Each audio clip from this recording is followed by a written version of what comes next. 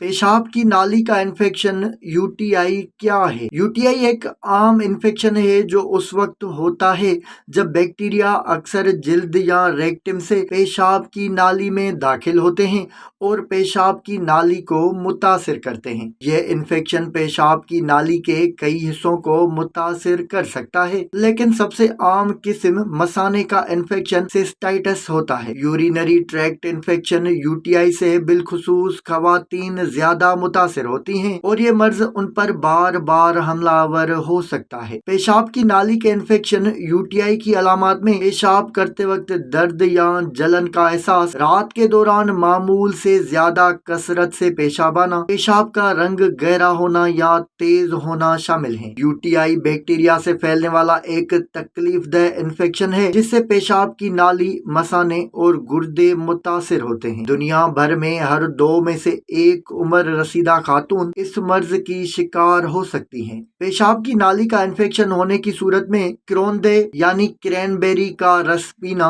काफी मुफीद साबित होता है। ऑस्ट्रेलियन यूनिवर्सिटी के साइंसदानों ने एक मुतालिए से बताया कि अगर खवातीन बाकायदगी से क्रैनबेरी का जूस पिएं तो उनकी 25% और रस पीने वाले बच्चों की 50% तादाद में बार बार यूटीआई का खतरा टल सकता है। इस तरह यूटीआई में ब्लैडर रेडियोथेरेपी जैसे पेचीदा अमल से गुजरने वाले मरीज अक्सर इस रस को जारी रखें तो उनमें दोबारा इन्फेक्शन होने का खतरा 53% तक कम हो जाता है। ऑस्ट्रेलियन साइंसदानों ने 9000 अफराद पर मुश्तमिल 50 तहकीकात का मुफस्सिल जायजा लिया। इस तरह ये अपनी नौयत की पहली बड़ी तहकीक है जिसमें क्रैनबेरी की रस की अफादियत साइंसी तौर पर सामने आई है, जबकि दुनिया भर में क्रूंदे का रस पेशाब के अमराज में देने का आम रवाज है और तिब्बे यूनानी में भी इसका जिक्र मिलता है। जबकि कई कंपनियां बहुत अरसा पहले से ही क्रैनबेरी जूस पाउडर की सूरत में फरोख्त कर रही हैं।